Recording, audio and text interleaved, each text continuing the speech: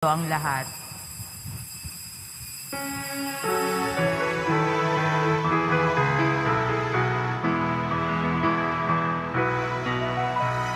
Si Kristo ay muling nabuhay, naik sa kamatayan. Kaya't di na mamamatay. Alleluia, alleluia, ipagdiwang ngayon. Alleluia, alleluia, ang kanyang tagumpay.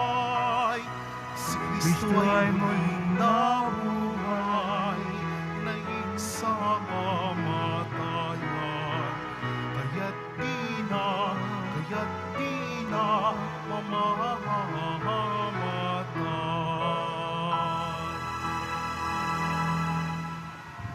Sa ngalan ng Ama at ng Anak at ng Espiritu Santo, Amen.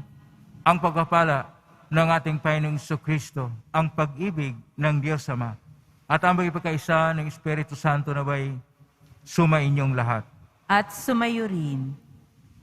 Mga kapatid, nasa unang Sabado tayo sa buwan ng Hunyo. Ialay po natin ang misang ito para sa mahal na Birhen Maria, para sa ating intensyon na pasalamat sa Pong Isus Nazareno sa mabiyayang natanggap natin. Ialay natin ang misang ito para sa kapayapaan sa buong mundo at ang matagumpay na paglakbay bilang simbahang sinodal.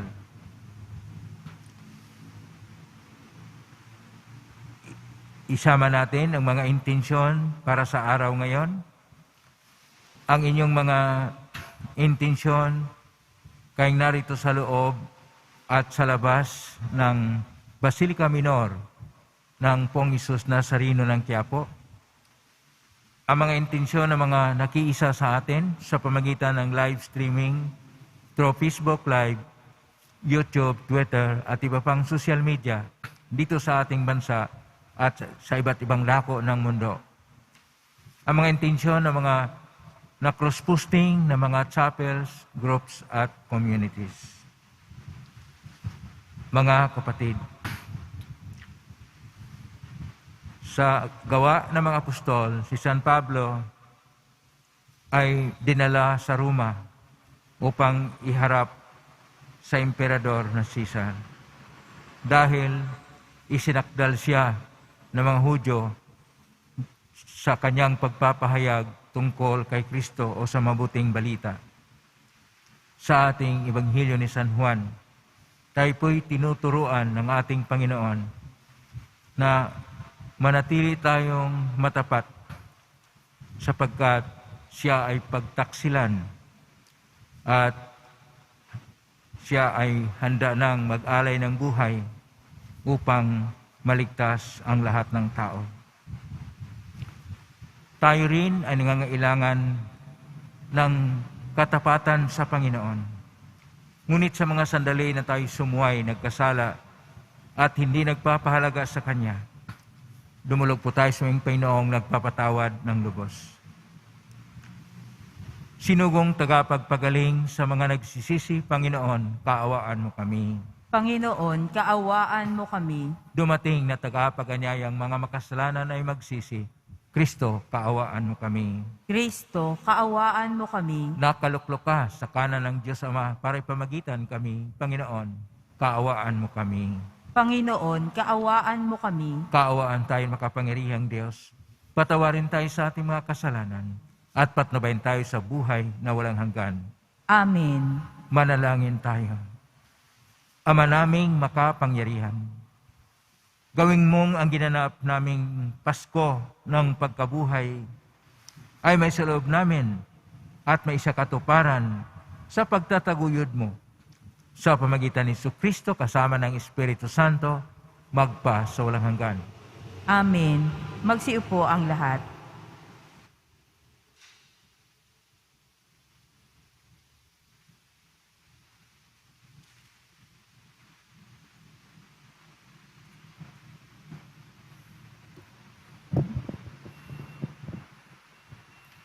Pagbasa mula sa mga gawa ng mga apostol. Pagdating namin sa Roma, si Pablo'y pinahintulutang umupa ng sariling tirahan kasama ang isang kawal na pinakatanod niya. Makaraan ang 3 araw, inanyayahan ni Pablo sa isang pulong ang mga pangunahing Hudyo sa lungsod. Nang magkatipon na sila, sinabi niya, "Mga kapatid, bagamat wala akong ginawa laban sa ating bansa o sa mga kaugilaan ng ating mga ninuno, hinuli ako sa Jerusalem at isinakdal sa kinatawan ng pamahalaang Romano. Matapos akong litisin, ako sana'y palalayain na sapagkat wala naman akong ginawa na dapat parusahan ng kamatayan.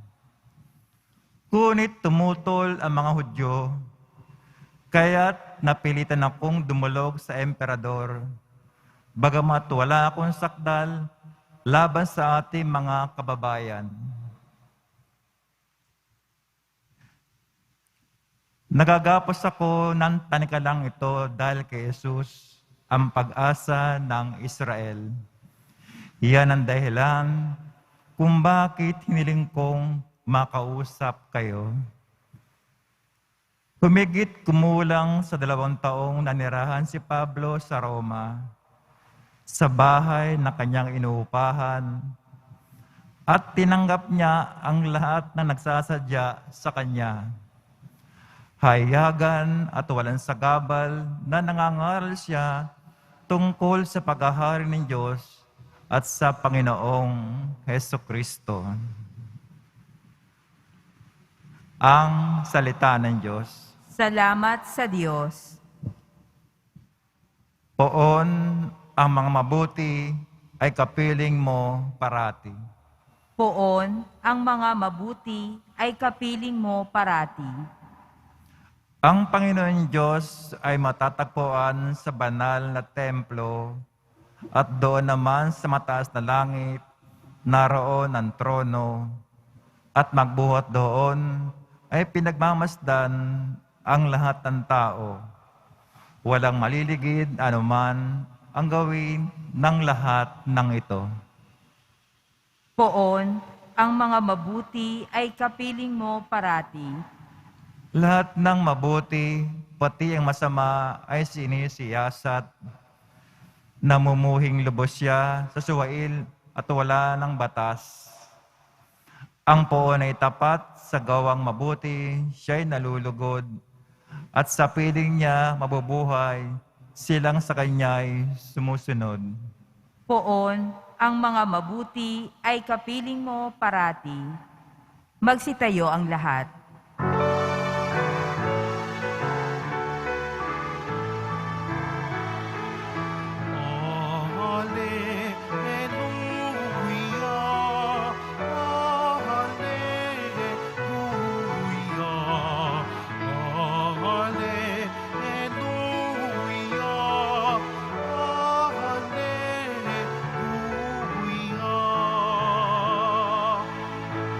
Espiritong isusugo,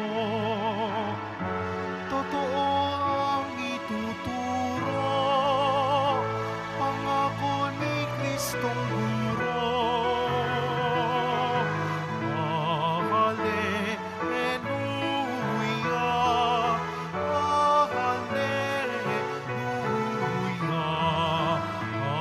hallelujah,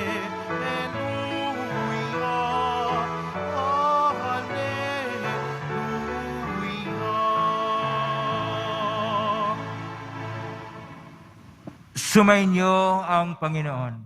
At sumayo rin. Ang mabuting balita ng Panginoon ayon kay San Juan. Papuri sa iyo, Panginoon. Noong panahong yun, lumingon si Pedro at nakita niyang sumusunod ang alagad na minamahal ni Jesus. Yaong humilig sa dibdib ni Jesus nang sila'y naghahapunan. at nagtanong, Panginoon, sino po ang magkakanulo sa inyo?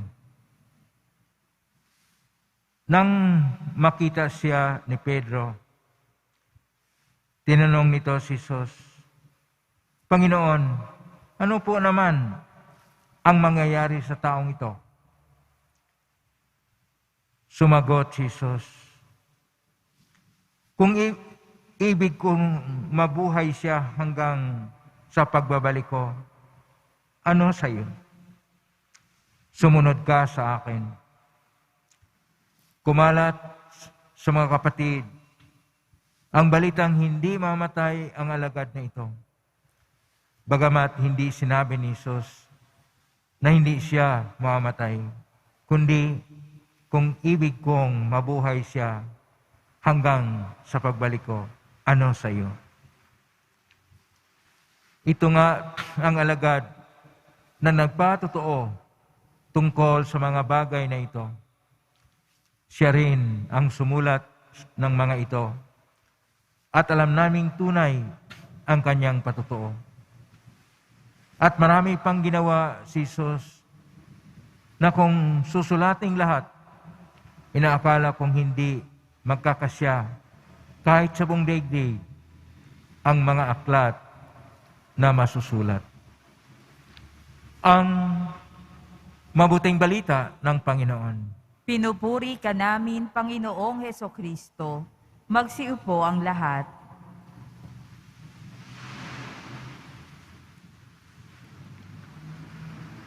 Magandang araw po mga kapatid ko ni Kristo. Palakpakan po natin ang Pong Hesus Nazareno. Ngayon ay unang Sabado ng buwan ng Hunyo. Una, magpasalamat tayo sa Panginoon na sa pamagitan ng Pong Hesus Nazareno ay mga may biyaya tayong mga natanggap. Pangalawa, magpasalamat din tayo sa mahal na ina, mahal na Birhen Maria, dahil sa kanyang pamagitan, sumasa atin ang mga biyaya. Ngayong Sabado, na paghahanda para bukas sa Pentecostes o pagdating ng Espiritu Santo sa atin. Tayo ay nagkakaroon ngayon ng pagnilay-nilay sa mga huling pagbasa sa ating liturhiya sa panahon ng Pasko ng pagkabuhay ng Panginoon. At ang tema sa araw na ito ay ang pagsasaksi sa buhay panampalataya. Ang pagsaksi sa buhay panampalataya ay dahil, ayon pa sa Salmo 10, ang Panginoong Diyos ay mabuti. At dahil siya ay mabuti, naway maging kapiling natin siya palagi. Pero sa kabila ng lahat ng ating mga ginagawa sa buhay, nariyan pa rin ang Diyos. At yaong mga nanalig sa Kanya ay siya pang laging inuusig, pinahirapan, nilalait, at kung ano ang mga paghihirap na kanilang dinanas dahil sa kanilang kapwa na hindi nakakilala ng Diyos, na hindi kumikilala kay Kristo, na hindi nagpapahalaga sa kabutihan na nagmula sa Diyos. Iyon ang nangyari kay San Pablo sa ating unang pagbasa. Sa Gawa ng mga Apostol, Kapitulo 28, versikulo 16 hanggang 31, na si Pablo ay dinala sa Roma sapagkat isinakdal siya ng mga Hudyo dahil sa kanyang pagsasaksi tungkol kay Kristo, ang Panginoong Hesus Nazareno na nabuhay muli. At doon sa Roma, habang siya ay inhanda para sa pagharap sa Emperador Caesar, siya ay pinatigil muna doon sa isang bahay kung dapat siya ang magbayad.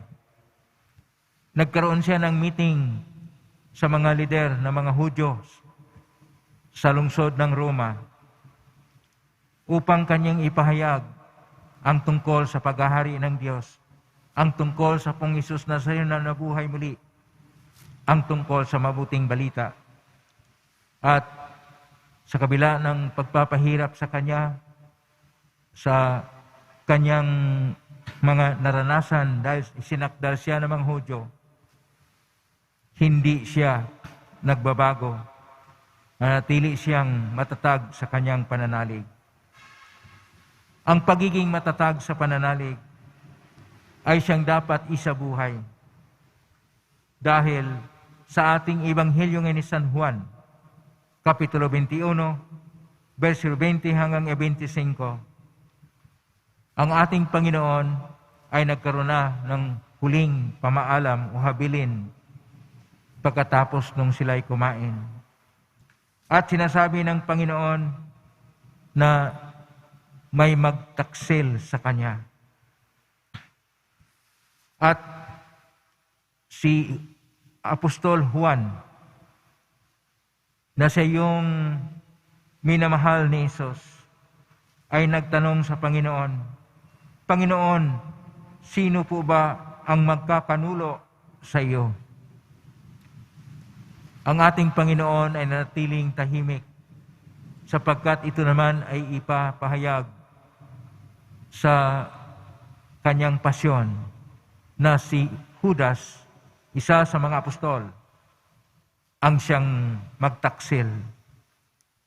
Sa kabila ng kabutihan ng Diyos, mayroon talaga mga taksil na pinili yung mga makapangyarihan, yung mga matatanyag, yung mga mayayaman, at dahil sa kayamanan na pakakapangyarihan nila, yun ang pinili ng isa sa mga apostol na nagtaksil sa Panginoon. Pero itong si Pedro, nagtanong din siya, ano namang mangyari sa mga apostol? Pero napokus ang kanyang pagtingin sa minamahal ng Panginoon na si Apostol Juan. At nagtanong siya, Panginoon, ano po naman ang mangyayari sa taong ito? Itong versikulo 21, Kapitulo 21 sa Ebanghelyo ni San Juan, na tanong ni Pedro, ay kung minsan mga tanong rin sa atin, ano namang mangyari sa atin? Ngayong parang nakita na mas marami ang nagsuporta sa kasamaan. Ngayong nakita na yung pang mga taliwas sa pag-iisip para sa kabutihan ay siyang sinusuporta ng karamihan.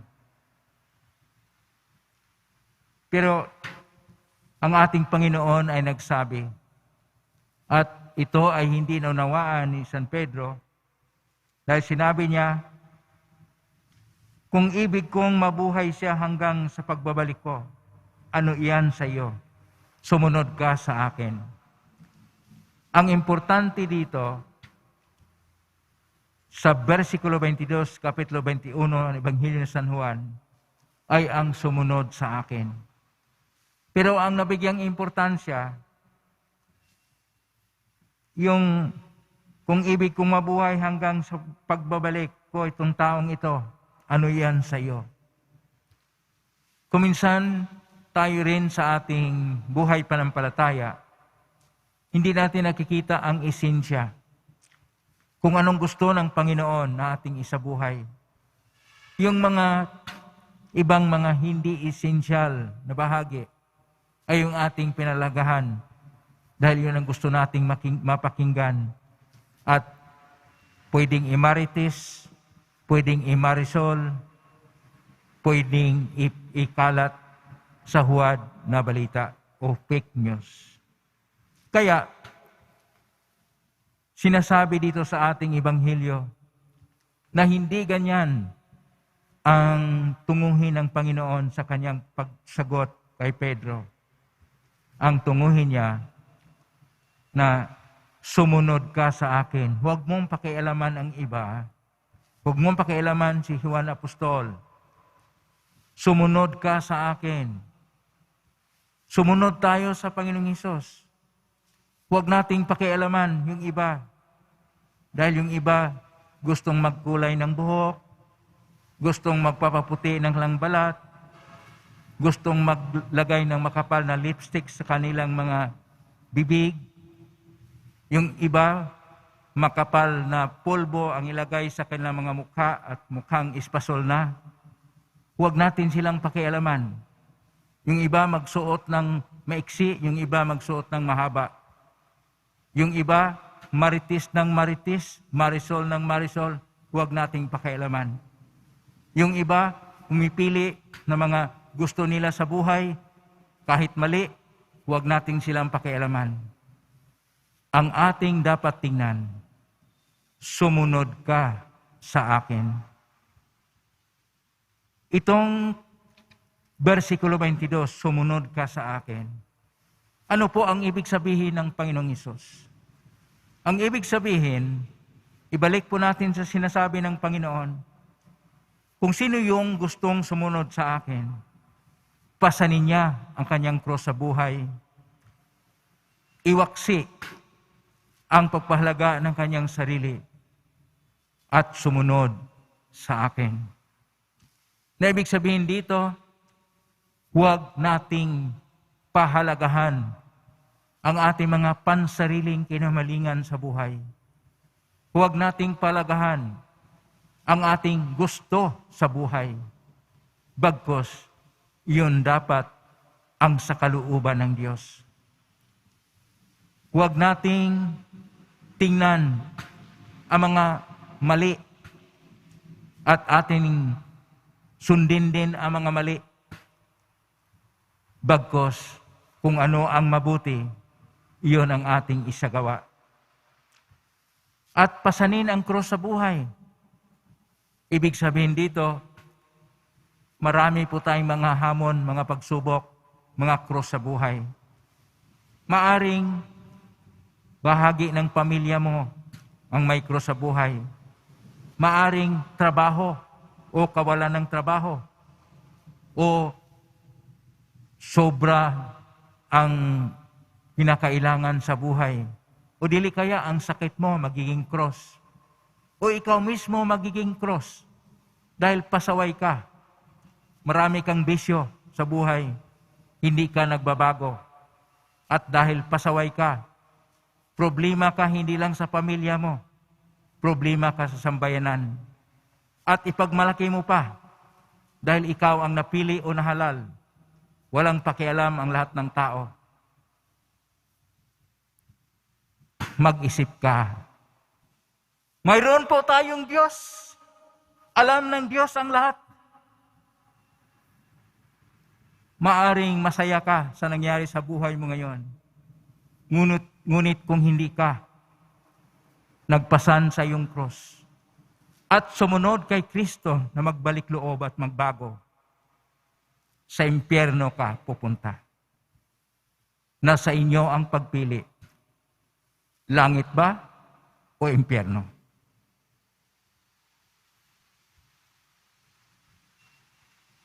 Magsitayo ang lahat.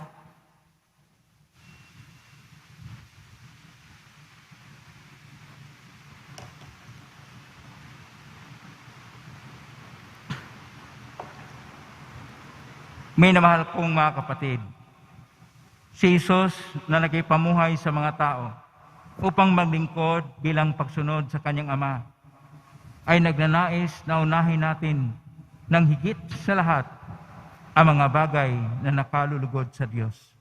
Atin pong itutugon, Panginoon, Ikaw ang lahat sa amin. Panginoon, Ikaw ang lahat sa amin. Ang mga pinuno ng simbahan naway maging mga tunay na lingkod na kumikilos ng may pagmamalasakit na katulad ng ipinakita ni Kristo sa kanyang mga apostol. Manalangin tayo. Panginoon, ikaw ang lahat sa amin. Ang mga pinuno ng pamahalaan, naway maging tapat sa kanilang mga pananagutan at makatupad sa kanilang mga tungkulin ayon sa diwa ng pag-ibig at paglilingkod. Manalangin tayo. Panginoon, ikaw ang lahat sa amin. Ang mga nagdaranas ng kahirapan, naway tumanggap ng lakas mula sa banal na Espiritu. Manalangin tayo. Panginoon, ikaw ang lahat sa amin. Ang mga may karamdaman, naway maunawaan na ang kanilang pagdurusa kung titiisin bilang pakikisa kay Kristo ay maaaring maging biyaya. Manalangin tayo. Panginoon, ikaw ang lahat sa amin. Ang ating mga namayapang kamag-anak at mga kaibigan, naway magtamasa ng kapanatagan sa walang hanggang tahanan na ng Diyos. Manalangin tayo. Panginoon, ikaw ang lahat sa amin. Sa tahimik idulog natin sa Panginoon ang ating sariling mga kahilingan. Ama, binigyan ng iyong anak ng higit na pagpahalaga sa lahat ang mga bagay na makalulugod sa iyo, kahit humantong pa sa kanyang pagpakasakit para sa sangkatauhan. Loobin mo na lagi namin siyang maparangalan sa tuwing ginagawa namin, siyang maparangalan sa ginagawa namin sa pagpahalaga sa aming buhay. Hiling namin ito sa pamagitan ni Kristo na aming Panginoon. Amen. Magsiupo ang lahat.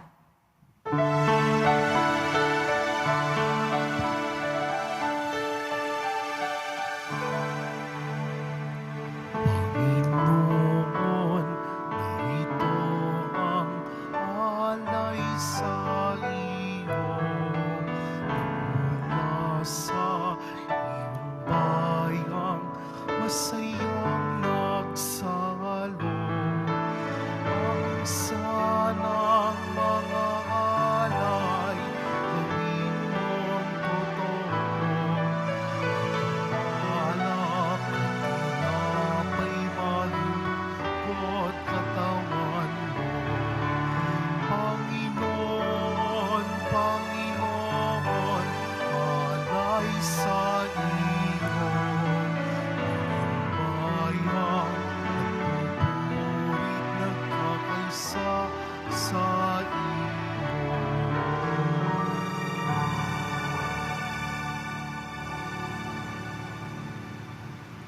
Magsitayo ang lahat.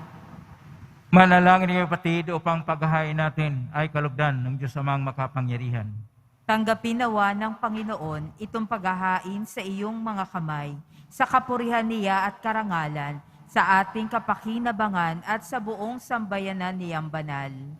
Ama naming lumikha, sa banal na paghahain ito may handa nawa ang aming kalooban ng pagdating ng Espiritu Santo na siyang ikapagpapatawad ng mga kasalanan. Iluhog namin ito sa pamagitan ni Kristo kasama ng Espiritu Santo magpa sa walang hanggan. Amen. Sumainyo ang Panginoon. At sumayo rin. Itaas sa Diyos ang inyong puso at diwa. Itinaas na namin sa Panginoon. Pasalamatan natin ang Panginoong ating Diyos. Marapat na siya ay pasalamatan. Ama namin kapanginoon, tunay marapat ni kay aming pasalamatan ipinagdiriwang ang paghain ng Mesiyas ang maamong tupan tumubos sa aming lahat. Sa paghain ng sing buhay at sa pagkabuhay ng anak mong mahal, nabuksang ganap ang iyong tahanan at kaming pinagharian mo'y naging kasambahay. Sa pagkamatay niya sa krus, nalupig ang kamatayan. Sa kanyang pagkabuhay, naging buhay siya. Buhay siya ng tanan. Kaya kaisa na manghel si siawit ng papuri sinumpay sa kalangitan kami nagbubunyi siyang kadakilaan. Santo, Santo, Santo, Panginoon Diyos ng mga hukbo, Napupuno ang langit at lupa ng kadakilaan mo, o sana sa kaitaasan. Pinagpala ang naparirito sa ngalan ng Panginoon, o sana sa kaitaasan. Magsiluhod ang lahat. Ama naming banal, ikaw ang bukalang tanang kabanalan. Kasmitan ng Espiritu ng banal, ang kaloob na ito upang para sa amin, maging katawan at dugo ng aming Panginoong Kristo. Bago niya pinagtisang ko sang loob na maging handog, hinawakan niya ang tinapay. Pinasalamatan kanya, pinagati-hati niya yon. Iniabot sa kanyang malagad at sinabi, tanggapin ninyong lahat ito at kanin. Ito ang aking katawan na ihandog para sa inyo.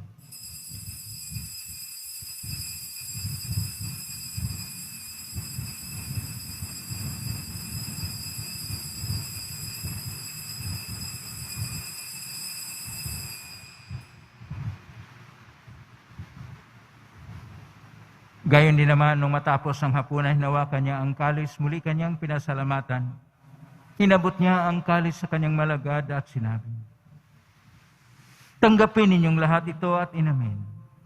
Ito ang kalis ng aking dugo ng bago at walang hanggang tipan. Ang aking dugo na ibubuhos para sa inyo at para sa lahat, sa ikapagpapatawad ng mga kasalanan. Gawin niyo ito sa pag-alala sa akin.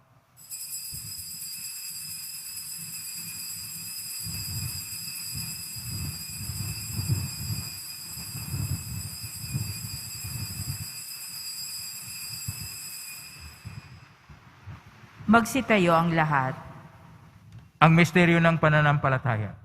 Si Kristo'y namatay, si Kristo'y nabuhay, si Kristo'y babalik sa wakas ng panahon. Ama, ginagawa namin yan pag-alala sa pagkamatay at muling pagkabuhay ng anak. Kaya tinaalay namin sa iyo ang tinapay nagbibigay buhay at ang kalis nagkakaloob ng kaligtasan. Kami nagpapasalamat dahil kami narapat na tumayo sa harap mo para maglingkod sa iyo. Isinasamo namin kami magsasalusaro sa katawan at dugo ni Kristo ay mabuklod sa pagkaisa sa pamagitan ng Espiritu Santo. Ama, lingapin simbahang laganap sa buong daigdig, pususin mo kami sa pag-ibig, kaisa ni Francisco na aming Papa at Niyusin na aming Obispo at ng Tanang Kaparian. Alalahanin mo rin ang mga kapatid naming nahimlay, may pag-asang sila'y muling mabuhay, ganyan lahat ng mga pumanaw. Kaawaan mo sila at patuloyin sa iyong kaliwanagan. Kawan mo dapatin kaming lahat na makasalo siyang buhay na walang wakas. Kaisaan Malabirhin Maria, na ina ng Diyos, ng kabiyak ng puso niyang San Jose. Kaisaan mga apostol, ni San Juan Bautista, ni San Roque, ni San Luis de Manila, ni San Pedro Calungsod at ng lahat ng mga banal, na namuhay dito sa daigdig ng kalugod-lugod sa iyo. Maipagdiwang nawa namin ang pagpupuri sa ikarangal mo sa pamagitan ng anak na aming Panginoong Hesus Kristo. Sa pamamagitan ni Kristo, kasama niya at sa Kanya, ang lahat ng parangal at papuri ay sa iyo, Diyos Amang makapangyarihan, kasama ng Espiritu Santo, magpasawalang hanggan. Amen, amen, amen. Amen, hallelujah. Purihin ang Diyos, purihin ang Diyos. Amen, hallelujah. Amen, amen, amen. Amen, hallelujah.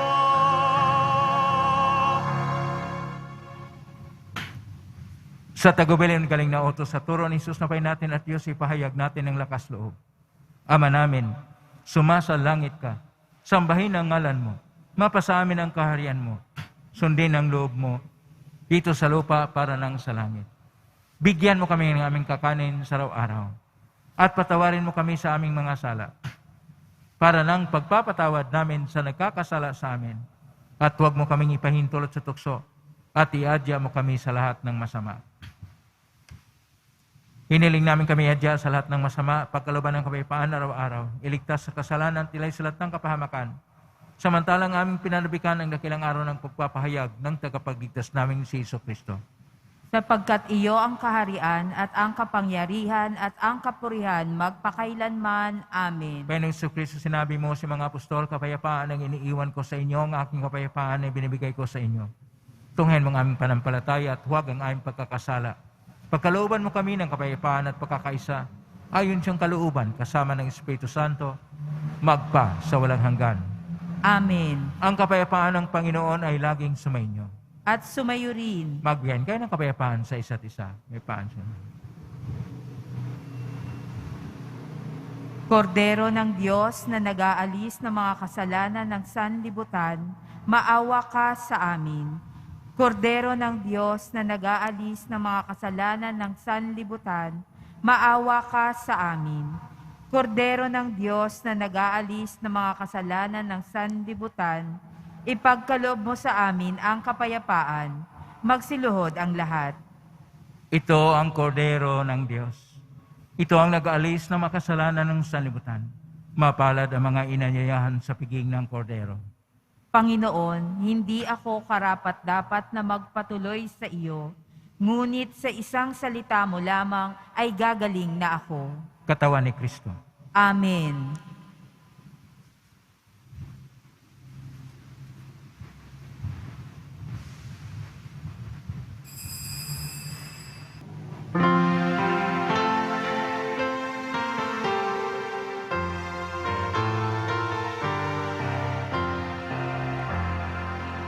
Si Jesus Nazareno, Hallelujah, makalangit na sugo, Hallelujah, ay naglingkod na tunay, Hallelujah, hanggang sa siya'y mamatay, Hallelujah.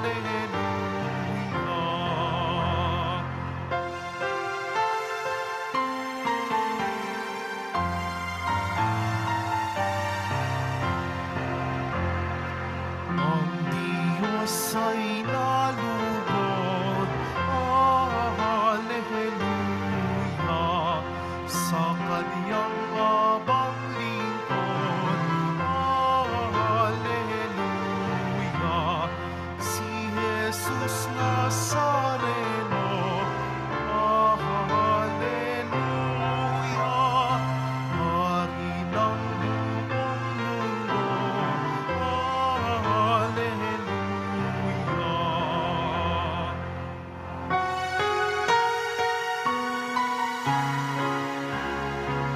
Parangalan ang Ama, Hallelujah, sa dakila niyang gawa,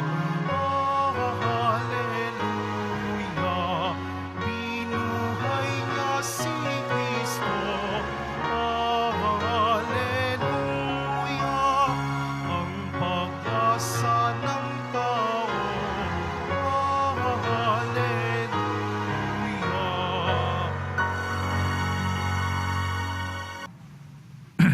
Manalangin tayo.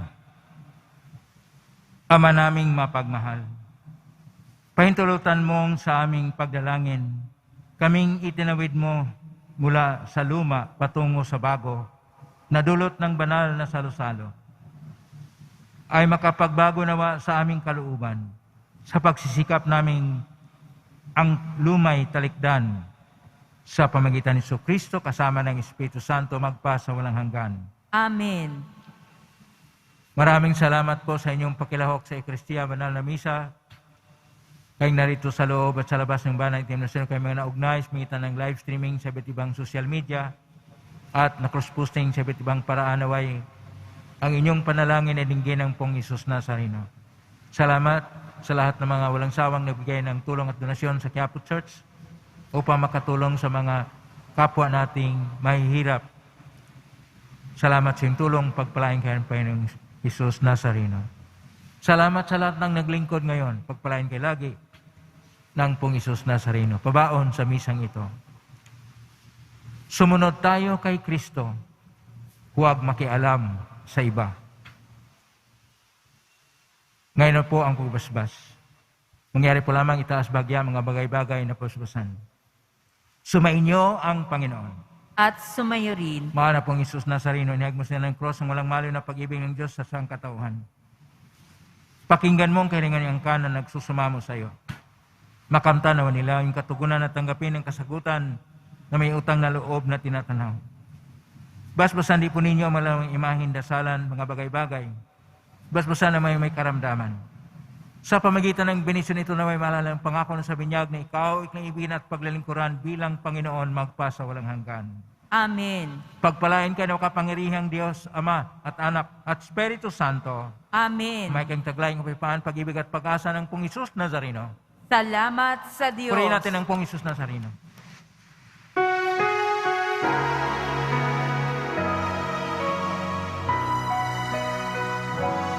Nuestro Padre Jesus Nazareno, sinasamba ka namin. Pinipintuho ka namin. Aral mo ang aming buhay at kaligtasan. Nuestro Padre Jesus Nazareno, iligtas mo kami sa kasalanan.